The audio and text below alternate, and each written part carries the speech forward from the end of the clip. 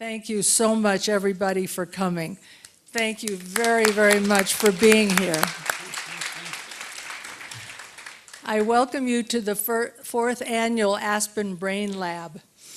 I'm very proud to be presenting Aspen Brain Lab, as unraveling the mysteries of the brain is now a global priority.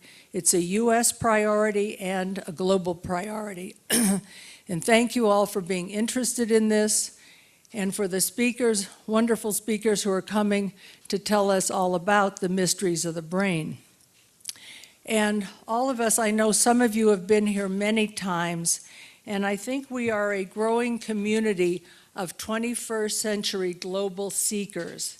And what we love to do, we love to be delighted and informed at the cutting edge.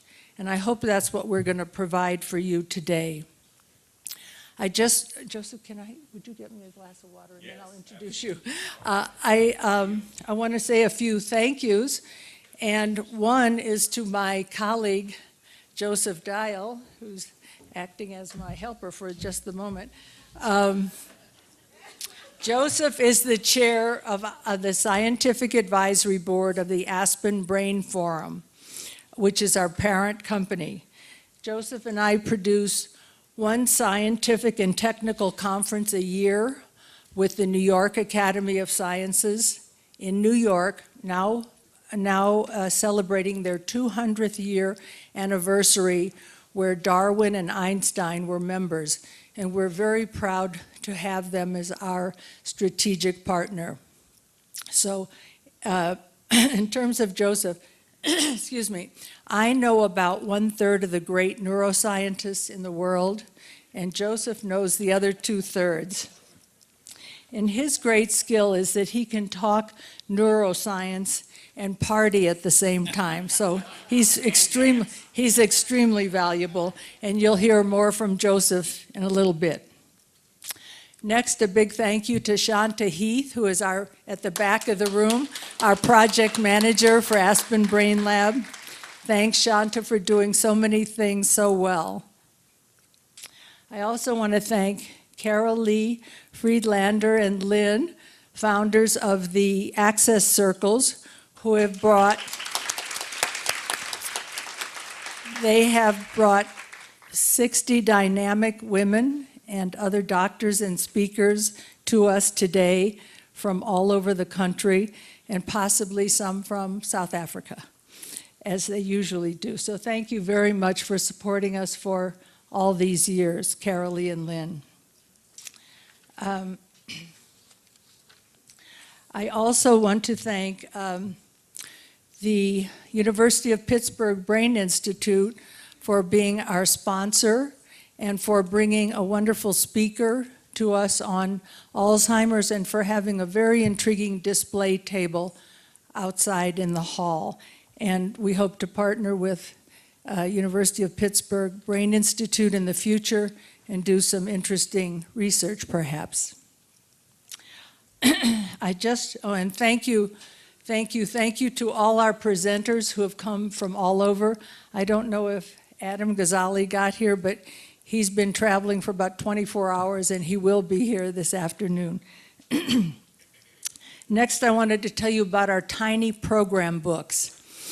Have you all got a little tiny program book? We could not fit the lengthy bios that all the speakers sent. They sent us bios that were more like memoirs for their grandchildren.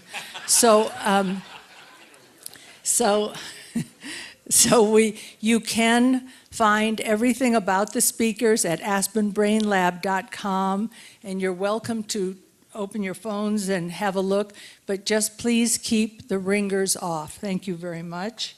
One more note, excuse me. We'll have a healthy breakfast brain break at around 10 a.m. You can bring food in here, and you'll just please be mindful of the time, because we'll try to feed several hundred people in a half hour. And so just be mindful of the time. Now, we can get started. We're on a very tight schedule, but I'm so delighted to see all of you here. We're going to start with the creative brain. So as they say about creativity, there's not an app for that. That's a slogan that I've seen. There is a whole science now called the neurobiology of creativity. And dopamine, a brain chemical, is certainly the mother of creative invention, often through sleep and dreaming. But beyond that, I wanted to give you some thoughts about some recent examples of creativity and innovation that maybe will blow your mind. I just saw a 3D report about 3D printing of human facial bones. Those are apparently the hardest things to find and replace, but we can now 3D print human bones. They are now making yarn, knitting yarn, clothing yarn, out of slaughterhouse waste. A Japanese robotic farm is producing 500,000 lettuces a day with just robots. NASA is sending a 3D printer to the International Space Station to build spare parts for what is now called off-world manufacturing. I hope all of you know what that means. I just love all of this. So we're going to start the first section with Creative Brain and Dr. John Krakauer, and Joseph will introduce him. Thank you.